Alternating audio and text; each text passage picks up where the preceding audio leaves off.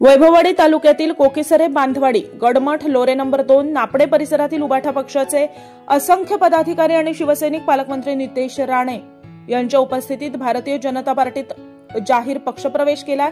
कोकीसरे माजी सरपंच राजाराम गडकर यांच्यासह अनेक शिवसैनिक भाजपामध्ये दाखल होताच कोकीसरे गावातून उबाठा पक्षाचं समूळ उच्चाटन झाल्याची जोरदार चर्चा सुरू आहे। नापणेतील तालुका खरेदी विक्री संघाचे संचालक आणि ग्रामपंचायत सदस्य, सोसायटी सदस्य पांडुरंग पाटील यांच्या पक्ष प्रवेशाने सुद्धा उबाटाला मोठा धक्का बसलाय।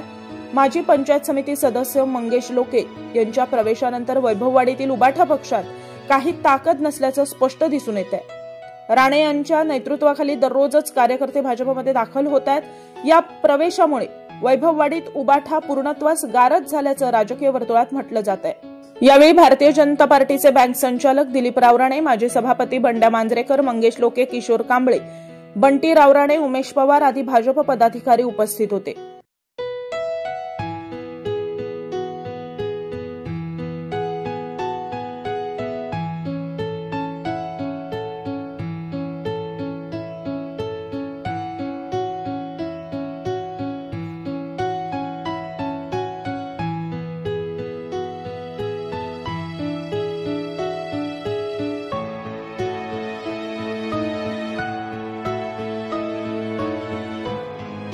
भारतीय जनता पार्टी का विजय हो। भारतीय जनता पार्टी का विजय हो। नितेश साहब तुम आगे बढ़ो, हम तुम्हारे साथ हैं।